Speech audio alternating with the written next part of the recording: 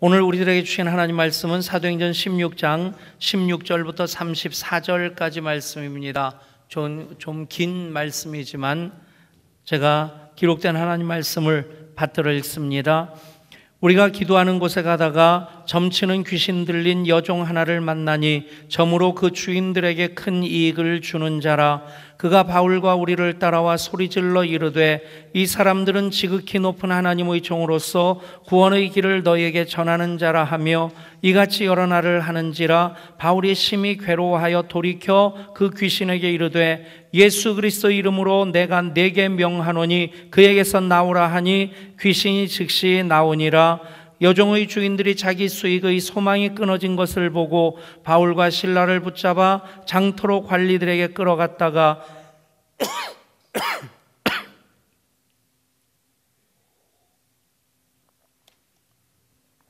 상관들 앞에 데려가서 말하되 이 사람들이 유대인인데 우리 성을 심히 요란하게 하여 로마 사람인 우리가 받지도 못하고 행하지도 못할 풍속을 전한다 하거늘 우리가 일제히 일어나 고발하니 상관들이 옷을 찢어 벗기고 매로치라 하여 많이 친 후에 옥에 가두고 간수에게 명하여 든든히 지키라 하니 그가 이러한 명령을 받아 그들을 깊은 옥에 가두고 그 발을 착고에 든든히 채웠더니 한밤중에 바울과 실라가 기도하고 하나님을 찬송하며 죄수들이 듣더라.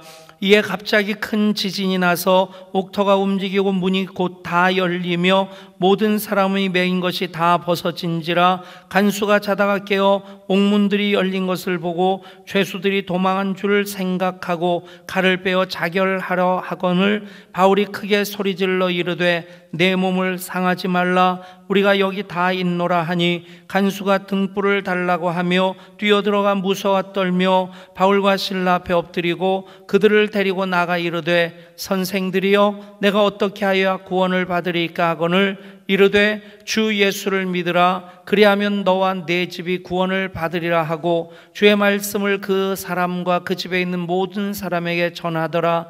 그 밤 그 시각에 간수가 그들을 데려가다가 그 맞은 자리를 씻어주고 자기와 그 온 가족이 다 세례를 받은 후 그들을 데리고 자기 집에 올라가서 음식을 차려주고 그와 온 집안이 하나님을 믿음으로 크게 기뻐하니라. 아멘. 11월과 가장 어울리는 단어 하나를 찾는다면 당연히 감사일 것입니다. 저는 10월이 우리 교회 창립 주일이 들어있기도 하고 또 종교개혁 주일이 10월 달에 있어서 주로 설교를 교회에 대해 초점을 맞춥니다.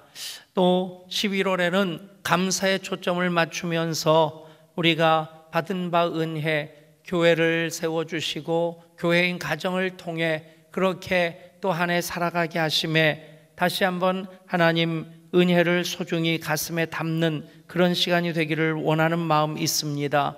11월 감사를 통해 우리 향한 하나님의 뜻을 발견하는 귀한 시간 될 수 있기를 소원합니다. 우리 교회가 개척하고 덕정에 있을 동안 추수감사주일을 11월 첫째 주일에 지켰습니다. 성경적인 추수감사주일은 초막절이죠. 1년의 추수의 그 마무리를 장막에 모든 그 곡식들을 거둬들인 다음에 지키는 절기, 그래서 초막절, 수장절, 장막절 그렇게 각각 비슷한 단어들로 쓰여지고 있습니다. 우리나라에 가장 알맞는 추수감사절 절기라고 한다면 추석 전후가 돼야 되지 않을까 싶은데 아무래도 추석이 민족 고유의 명절이라서 이제 가족들 만나기도 해야 되고 해서 예배에 더 집중하기가 어렵겠다. 그래서 우리나라 교회들이 일반적으로 11월 셋째 주일을 추수감사주일로 지킵니다. 그것의 유래는 청교도들이 신앙의 자유를 찾아서 메이플라워를 타고 미국 신대륙으로 건너가서 그 모진 겨울 지내고 거의 반이 죽고 반만 살아남았는데 그런데 또 먹을 곡식이 없었습니다.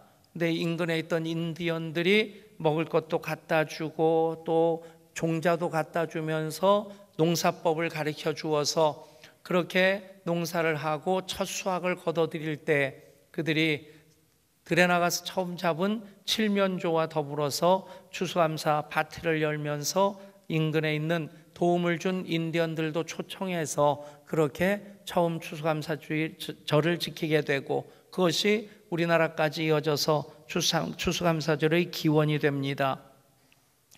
11월 첫째 주일, 그렇게 추수감사 주일을 추수감사 파티와 함께 하면 좋겠다 해서 이름은 가든 파티라고 붙이고 장소는 2층 옥상에서부터 시작을 했습니다. 불판에 고기 굽고 그러면서 분위기를 내다가 이제 지하에서 지상으로 올라오고 우리 마당에서 그렇게 추수감사 파티를 할 때 보면 그 길가로 차들이 지나가면서 저마다 버스에 탄 사람들이 일어나서 우리들 이렇게 쳐다봤던 그런 장면들까지 기억이 납니다. 꽤 뻐적지근한 아이들까지 1000명 이상 그렇게 마당에서 고기 굽고 뭐 밥 먹고 하면 아주 큰 잔치죠. 볼만한 잔치입니다. 고읍으로 옮겨서 그런 추수감사 파티를 이어가지 못하는 것이 좀 아쉽긴 하지만, 이번 금요성령 집회 때 한가락 목장 찬양 축제가 그런 마음으로 준비되어지고 또 저도 기대하고 있습니다. 여러분들도 기대하는 마음으로 추수감사의 그 소중한 의미를 가슴에 담고 함께하는 시간 될 수 있기를 소원합니다. 가을을 감사의 계절이라고도 얘기할 수 있겠고 사색의 계절이라고도 얘기를 합니다. 무엇에 대해 생각이 집중돼야 될까요? 인생 허무함에 대해서 생각하다 보면 느느니 한숨밖에 없을 텐데, 우리가 생각하는 초점은 언제나 하나님이어야만 합니다. 하나님의 초점을 맞추고 모든 시선을 하나님께 드릴 때 하나님 일하기 시작하심을 보게 될 줄 믿습니다. 하나님을 생각하고 하나님 베풀어 주시는 은혜를 생각하면 당연히 감사하게 됩니다. 지난 금요성령 집회 때도 그 말씀 드렸는데, 제 주위에 보면 참 설교 잘하시는 목사님도 있고 기름 부심이 강한 목사님도 있습니다. 제가 모셨던 박조준 목사님, 이제 80 가까이 되신 분인데 몇 년 전에 오늘의 저를 있게 하신 목사님들 모시고 이제 주일 예배도 설교를 듣고 또 그분이 목회자 세미나를 또 우리 교회에서 하셨습니다. 설교를 들으면서 거의 30년 전까지 거슬러 올라가면서 그 목사님 모셨던 4년을 이렇게 회상하면서 그 목사님 설교를 들었는데, 참 그때도 감탄스러웠지만 지금도 감탄스러웠던 것이, 어쩌면 말 한마디 발음 하나 새는 것 없고 단어 하나 얽히는 것 없이 청산유수같이 쫙 설교를 하시는데, 설교 내용보다 설교하시는 그 과정이 저에게는 더 감탄스럽더라고요. 야, 어떻게 저렇게 말씀을 잘하실까? 그 당시에 제가 부목사로 설교를 들으면서 설교 들을 때마다 은혜를 받고, 글쎄요, 우리 목사님들이 그렇게 설교 들을 때마다 은혜를 받는지는 잘 모르겠어요.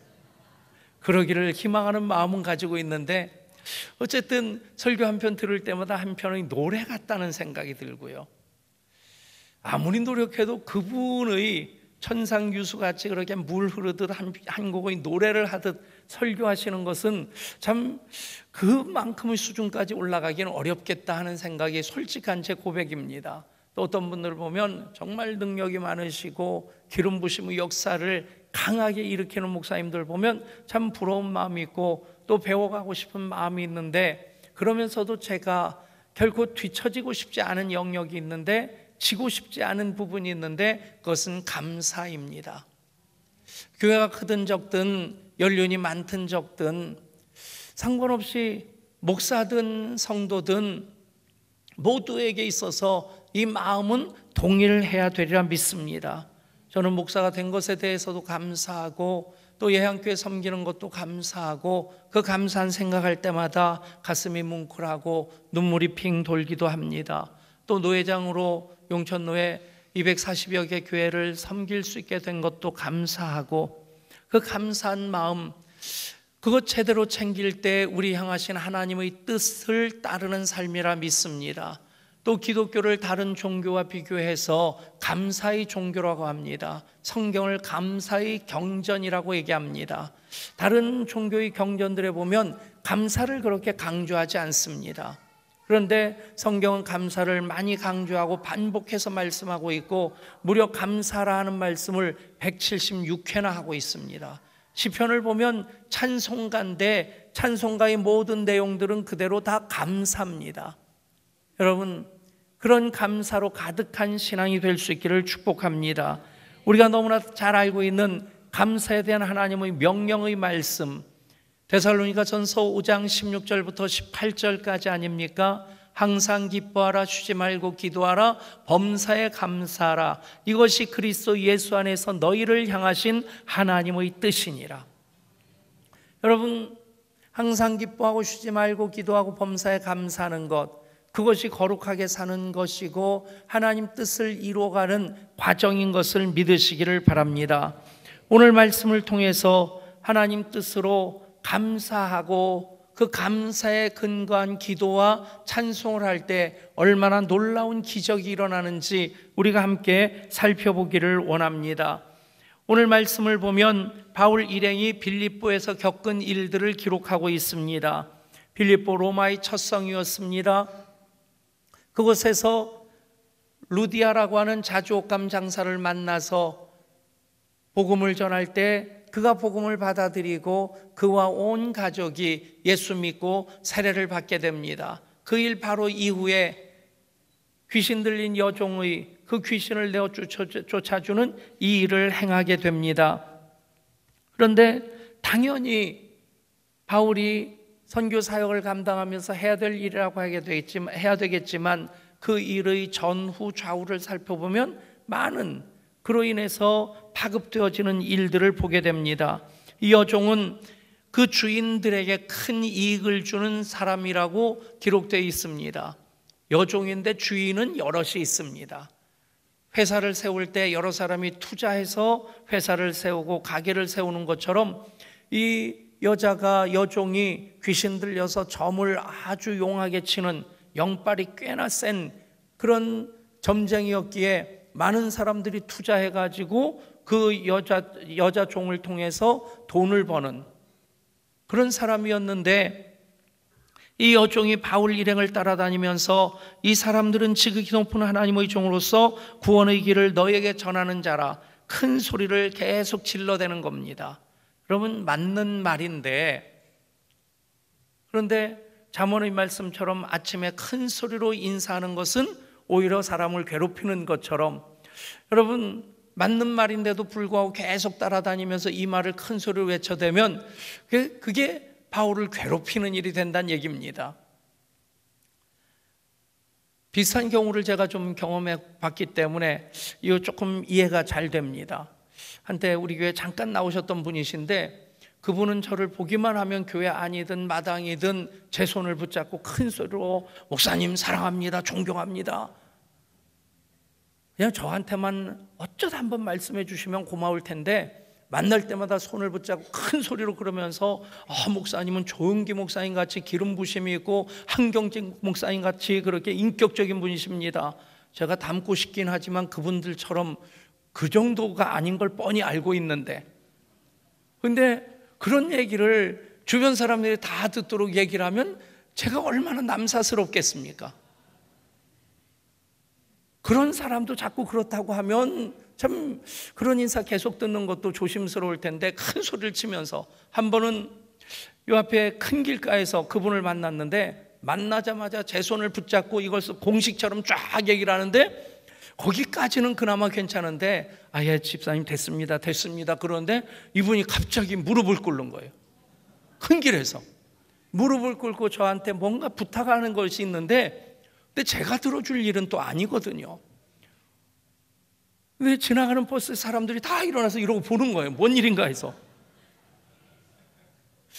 참 곤란하더라고요. 뭐 좋은 얘기를 하는 건데도 불구하고 저는 느낌이 바울이 받았던 느낌 비스름한 거. 이런 기분이었겠다. 여러분, 결국에 바울이 괴로워서 그 여종에게서 귀신을 내어 쫓았습니다. 당연히 해야 될 일이죠. 그런데도 그 일로 인하여서 또 새로운 문제가 생기는데, 이 여종의 주인들이 자기 수익의 소망이 끊겨진 것을 보고 바울과 실라를 붙잡아 장터로 끌고 가서 상관들 앞에 고발을 합니다. 이 사람들이 유대인인데 우리 성을 심히 요란하게 하여 로마 사람인 우리가 받지도 못하고 행하지도 못할 풍속을 전한다. 그러니까 지금 타지에서 온 떠돌이인 바울과 실라입니다. 그러니까 그 성의 관리가 묻지도 따지지도 않고 그냥 옷을 벗기고 많이 치라고 명령을 합니다. 유대인의 관습에 의하면 40대를 때리면 사람이 죽는다고 해서 40에서 하나 가만 39대까지 때립니다. 그런데 여기서 많이 치라 그랬다는 것은 39대든 20대든 30대든 이게 정해지지 않았다는 거예요. 여러분, 옷을 벗기는 것도 벗김 당하는 것도 수치스러운 건데, 죄를 묻지도 않고 죄가 확정되지도 않았는데 그냥 다짜고짜 때리기 시작할 때 얼마나 황당하겠습니까? 그리고는 깊은 감옥에 가둬버립니다. 로마에는 세 종류의 감옥이 있는데 보통 죄수들을 가둬두는 곳은 공기도 통하고 햇빛도 드는 곳인데, 깊은 감옥은 이제 햇빛도 안 들고 그리고 공기도 안 통하는 아주 외진 곳, 구석진 곳에 만든 감옥이고, 사형수들은 지하에다가 가둬뒀다고 합니다. 그러니까 이 깊은 감옥은 바울과 실라가 갇혔던 그곳은 두 번째 단계의 감옥이란 얘기죠. 여러분, 더더군다나 발에 착고까지 채워져 있습니다. 여기까지가 지금까지의 상황이라고 한다면 그 상황이 역전되어집니다. 어떻게 역전되어집니까? 하나님께서 일으키신 기적을 통해서 역전이 되어지는데, 그 기적을 일으키는 요인이 바로 그곳에서 바울과 실라는 한밤중에 기도와 찬송을 했다는 것입니다. 여러분, 더 거슬러 올라가면 바울은 비두니아라는 곳에 가서 복음을 전하고자 했는데 예수 영이 허락지 않으셨습니다. 그리고 환상 중에 마게도냐 사람들이 와서 우리를 도우라 하는 그런 환상을 보고 그것이 하나님의 인도하심인 줄 믿고 이제 마게도냐로 건너가고, 마게도냐의 첫 성이 바로 빌립보입니다. 여러분, 그 당시에는 세계의 중심이 아시아였습니다. 복음이 바울이 마게도냐의 그 빌립보로 처음 전하러 가는 그 과정을 통해서 세계의 중심이 아시아에서 유럽으로 옮겨지게 됩니다. 여러분, 하나님께서 역사하시는 중심이 세계 역사에서 보면 세계의 중심이 됩니다. 청교도들로 인해서 세계의 중심이 미국으로 움직여졌다면 한국 교회가 다시 살아 선교 제2세기 부흥의 역사를 감당하고 땅끝까지 이르러 주님의 증인된 사명을 감당하게 될 때 세계의 중심이 대한민국이 될 줄 믿습니다. 사실 우리나라 땅덩어리 안에 살면서는 그것을 잘 실감하지 못하는데, 밖에 나가보면 러시아에 가도 그렇고 동남아에 가도 그렇고 아프리카 가도 그렇고 정말 하나님께서 한국을 통해서 복음을 전 세계에 전하실 모든 준비를 다 해놓으셨다. 아멘. 요즘 그 일을 위해 또 하나님께서 아주 귀하게 사용하시는 도구가 있습니다. BTS, 방탄소년단. 참 우리 교인들은 너무 경건하셔요. 예, BTS가 뭔지 방탄소년단이 뭔지, 방탄소년단이 아닙니다. 방탄소년단입니다. 어쨌든 그런 한류 문화를 통해서도 하나님께서 복음의 길을 예비해 놓으시는 것, 이렇게 보게 되면 참 감격스럽습니다. 여러분, 그렇게 빌립보까지 가게 된 겁니다. 그런데 이곳에서 복음을 전하고, 그래서 루디아가 그 가족과 더불어 세례를 받고 구원을 받고, 또 그런 귀신이 떠나가는 그런 역사를 이룰 때 얼마나 가슴 뿌듯하고 하나님 행하실 일들에 대해서 가슴이 막 설레었겠습니까? 그런데 다짜고짜 옷을 벗기우고 많이 매를 맞고 감옥에 갇혔습니다. 여러분, 그럴 때 일반적으로 보면 불평과 원망이 나올 수 있을 겁니다. 하나님 가라고 하셨는데 왜 저를 이렇게 만들어 놓으십니까? 하나님께 순종하면서 하나님 사랑하면서 살려고 하는 저를 왜 이렇게 힘들게 하십니까? 여러분, 어려운 일 당할 때, 이해할 수 없는 곤경에 처할 때 그런 생각 안 드십니까? 오래전에 예단 목사님들 모인 자리에서 제가 그런 얘기를 했습니다. 부임하는 목회는 누가 그러기를 부임하는 목회는 피가 마르는 목회라고 하고 개척 목회는 피 토하는 목회라고 하는데 많이 공감이 된다고 그런 얘기를 했어요. 그랬더니 한 사람이 저를 이러고 보더니 목사님 피 토해 보셨어요? 그러더라고요. 누구냐면 하귀선 사모님이었어요. 17년 동안 폐결핵을 앓으면서 심할 때는 밤새 대야 갖다 놓고 대야에 피를 토하면서 누워서 자기는커녕 엎드려서도 못 자고 이불 싸놓은 거기에 이렇게 기대가지고 밤을 지새면서 피를 토했던, 그런데도 하나님께서 17년 만에 그 폐결핵 어떤 병으로도 어떤 약으로도 치료할 수 없다고 하던 그 병을 고쳐주셨습니다. 아멘. 그런데도 불구하고 폐가 일반인의 5분의 1밖에 안 남아있는 상태로 그러면서도 하나님의 일을 감당해내는 걸 보면 애잔한 마음이 듭니다. 그 하기선 사모님이 예양교회가 파송해 주었다는 것에 대해서 얘기할 때마다 눈물을 글썽거려요. 참 잘한 일이고 귀한 일이라는 생각이 드는데 그 양반이 저한테 똑바로 눈 쳐다보면서 목사님 피토해 보셨어요?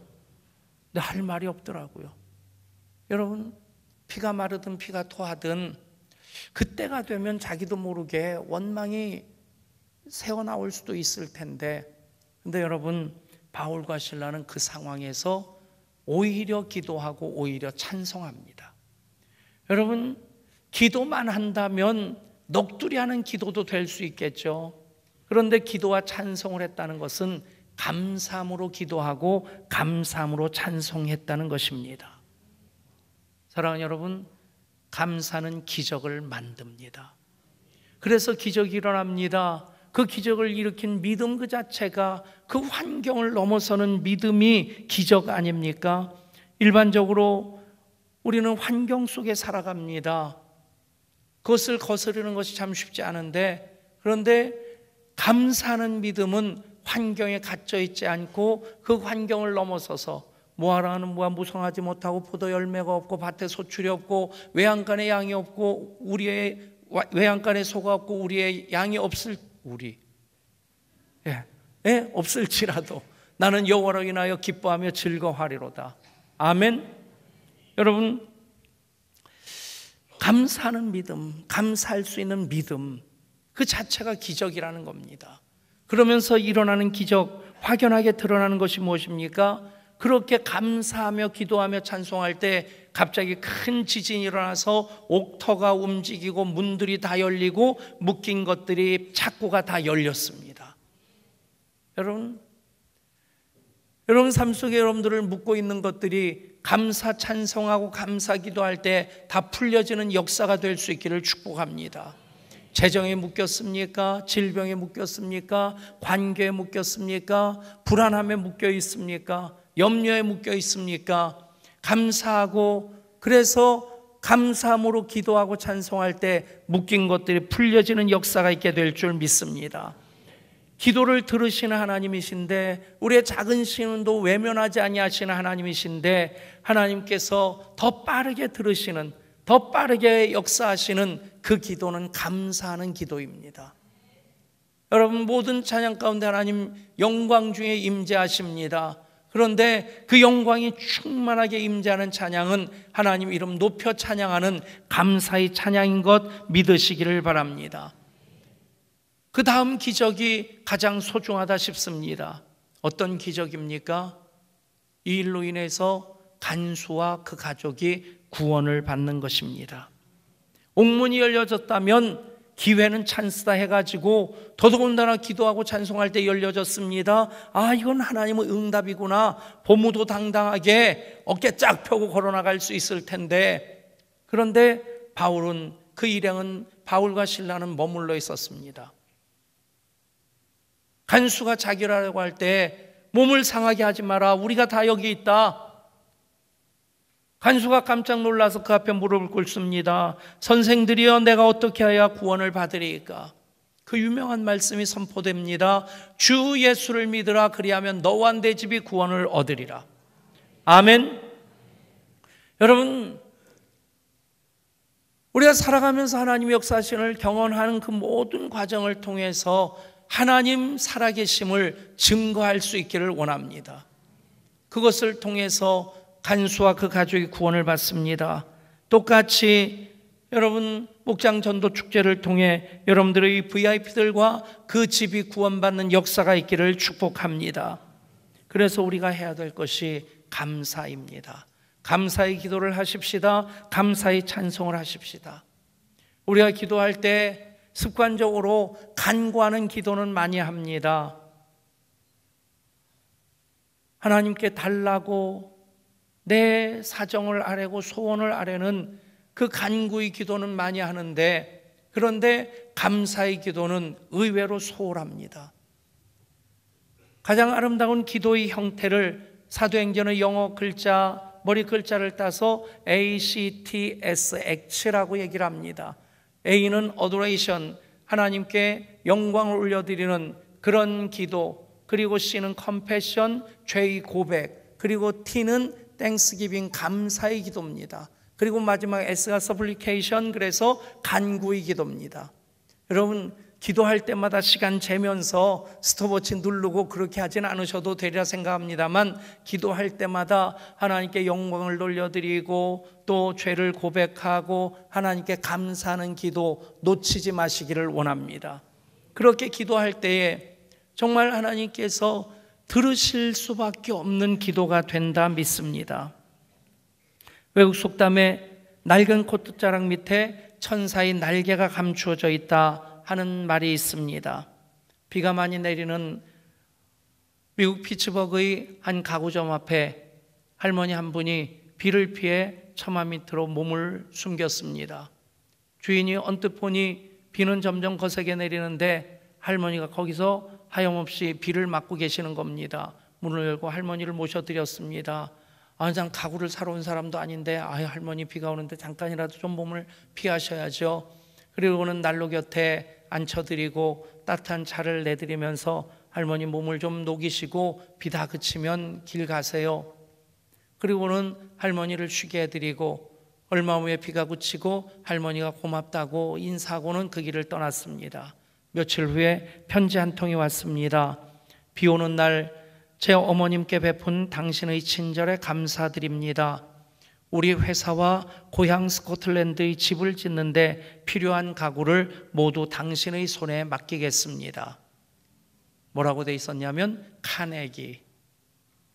카네기를 잘 모르십니까? 그 당시 미국에서 대재벌 중에 한 사람, 그 사람이 자기 어머니에게 베푼 작은 친절에 대한 감사의 마음으로 자기 회사의 모든 가구들, 자기 고향 집에 짓는 저택의 가구들을 그 작은 가구점 주인에게 맡겼던 것입니다. 여러분, 작은 친절, 작은 감사의 고백, 그것이 얼마나 큰 기적을 만듭니까? 몇 년 전 보도가 되어서 아시는 분들 계시라 생각합니다. 개그맨 이동우 씨가 결혼하고 100일 후에 눈이 보이지 않게 되었는데 검사를 해보니 망막색조 변성증이라고, 이제 치료의 방법이 없고 끝내는 시력을 잃게 된다고, 그렇게 시력을 잃게 되었습니다. 절망과 좌절 가운데 하루하루를 보내고 있는데 어느 날 그의 사연을 들은 분이 눈을 기증하겠다고 연락이 왔더랍니다. 천안에 사는 40대 남성이라는데 다시 볼 수 있겠다는 희망에 한 걸음에 천안까지 달려갔습니다. 그런데 동우 씨는 눈을 기증받지 않고 그냥 돌아왔습니다. 주변 사람들이 묻습니다. 왜 그냥 돌아오셨나요? 그가 답합니다. 제가 이미 받은 것이나 마찬가지입니다. 그분은 제게 세상을 보는 눈을 주셨기 때문입니다. 사연즉슨 눈을 기증하겠다는 그 남자는 근육병에 걸려서 사지를 못 쓰고 누워있는, 언제 죽을지 모르는 시한부의 인생을 살면서 마지막 의미 있는 일을 해야 되겠다고 자기 눈을 이동우 씨에게 기증하기로 한 것입니다. 동우 씨는 그렇게 얘기를 합니다. 나는 9가지를 가지고 있으면서 한 가지가 없다고 불평하고 원망했는데 그는 9가지가 없고 한 가지 가지고도 감사하는 사람이었습니다. 사랑하는 여러분, 우리는 9가지에 감사하기보다는 한 가지에 불평하는 데 너무 익숙해지지 않습니까? 여러분, 감사함으로 받으면 버릴 것이 없고요, 감사하면서 나아갈 때 하늘의 궁정이 활짝 열리게 되는 것 믿으시기를 바랍니다. 말씀을 맺습니다. 오늘 말씀에서 모든 그리스도인들이 가져야 될 가장 강력한 무기 2개를 말씀합니다. 기도와 찬송입니다. 더더군다나 그 기도와 찬송이 감사의 기도가 감사의 찬송이 될 때 하나님 결코 외면하지 아니하십니다. 그러면 옥문이 열립니다. 절망의 홍해가 갈라집니다. 문제의 여리고성이 무너집니다. 데살로니가전서 5장 16절부터 18절까지 말씀 우리 소리내서 함께 큰 소리로 읽으면서 오늘 말씀을 마칩니다. 같이 읽습니다. 항상 기뻐하라, 쉬지 말고 기도하라, 범사에 감사하라. 이것이 그리스도 예수 안에서 너희를 향하신 하나님의 뜻이니라. 아멘. 하나님 참 감사합니다. 감사의 계절에 감사를 다시 챙기는 우리들, 기도가 감사의 기도가 되고 찬송이 감사의 찬송이 되기를 소원합니다. 그래서 우리 기도가 하나님 먼저 들으시는 기도, 우리 찬송이 하나님 강하게 임재하시는 찬송이 되게 하여 주시옵소서. 그 역사심의 증거들 우리 가운데 더 많기를 소원하며 하나님께 간구하기 이전에 먼저 풍성한 감사부터 하게 하여 주옵소서. 우리 주 예수 그리스도 이름으로 간절히 기도드리옵나이다. 아멘. 이 시간 꿈꾸러기 친구들 감사드려요.